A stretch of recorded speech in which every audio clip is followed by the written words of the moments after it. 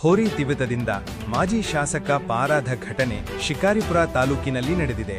ಶಿರಾಳಕೊಪ್ಪ ಸಮೀಪದ ಬಳ್ಳಿಗಾವಿ ಗ್ರಾಮದಲ್ಲಿ ಗುರುವಾರ ನಡೆದ ಹೋರಿ ಬೆದರಿಸುವ ಹಬ್ಬದ ವೇಳೆ ಅಚ್ಚರಿಯ ಘಟನೆ ನಡೆದಿದೆ. ಮಾಜಿ ಶಾಸಕ ಬಿಎನ್ ಮಹಾಲಿಂಗಪ್ಪ ಜನಸಂದಣಿಯ ಮಧ್ಯದಲ್ಲಿದ್ದಾಗ ಆಕಸ್ಮಿಕವಾಗಿ ಓಡಿಬಂದ ಹೋರಿಯೊಂದು ಅವರನ್ನು ಹಿಂದಿನಿಂದ ತಿವಿದೆ. ತೀವ್ರ ಹೊಡೆತಕ್ಕೆ ನೆಲಕ್ಕುರುಳಿದ ಮಹಾಲಿಂಗಪ್ಪ ಕೆಲುಕ್ಷಣ ಚಲನೆಯಿಲ್ಲದೆ ಮಲಗಿದ್ದು ಸ್ಥಳದಲ್ಲಿದ್ದ ಜನರು ಆತಂಕಗೊಂಡರು.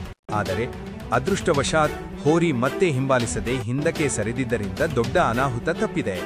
ಈ ಘಟನೆ ಸಾಮಾಜಿಕ ಮಾಧ್ಯಮಗಳಲ್ಲಿ ಈಗಾಗಲೇ ವೈರಲ್ ಆಗಿದ್ದು ಜನರು ಮಾಜಿ ಶಾಸಕರ ಪ್ರಾಣಾಪಾಯದಿಂದ ಪಾರಾದುದಕ್ಕೆ ಧನ್ಯತೆ ವ್ಯಕ್ತಪಡಿಸುತ್ತಿದ್ದಾರೆ. ಘಟನೆಯ ಬಳಿಕ ಮಾತನಾಡಿದ ಮಾಜಿ ಶಾಸಕ ಬಿಎನ್ ಮಹಾಲಿಂಗಪ್ಪ, ಮುಂದಿನ ವರ್ಷದ ಹೋರಿ ಹಬ್ಬಕ್ಕಾಗಿ ಹೊಸ ಹೋರಿ ಖರೀದಿಗೆ ಈಗಾಗಲೇ ಮಾತುಕತೆ ನಡೆಸಿರುವುದಾಗಿ ಹೇಳಿದ್ದಾರೆ. ನಾನು ಮನೆಗಿದ್ದೆ, ಪೂಜೆ ಮಾಡ್ಕೊಂಡು ಹುಡುಗರು ಬಂದ್ರೆ ಹಣ ಬಾಣ ಒಂದು 5 ನಿಮಿಷ ನನ್ನ ಜೊತೆಗೆ ಅಂತಂದ್ರೆ ಸರ್, ದೀಪಾವಳಿ ಹಬ್ಬ ಅನ್ನೋದು ತರ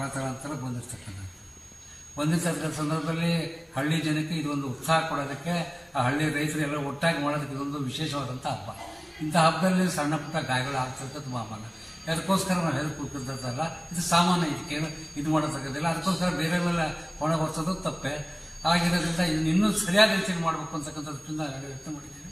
ಅದು ಮಾಡೋದು ಸರ್, ಏನು ಎದುರಿಸ್ಬೇಕು, ಕ್ರೀಡೆ ಅಂತ ಹೆದರ್ಬೇಕು ಅಂದ್ರೆ ಏನು ಮಾಡೋಕ್ಕಾಗೋದಿಲ್ಲ. ಅದಕ್ಕಿಂತ ಮಾಡಿದ್ರೆ ಇನ್ನೂ ಚೆನ್ನಾಗಿ ಮಾಡಬೇಕು ಅಂತ ಉದ್ದೇಶ ನಮ್ದು.